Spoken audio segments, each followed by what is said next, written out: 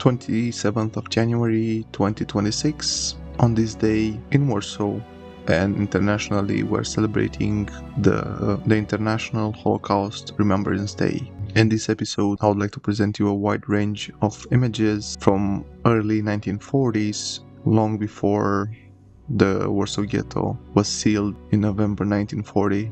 Most of the pictures depict images from the ghetto gates, which was secured by either Germans or Jewish police. Most of these images were taken by the Germans, and they served as propaganda tool for the German regime.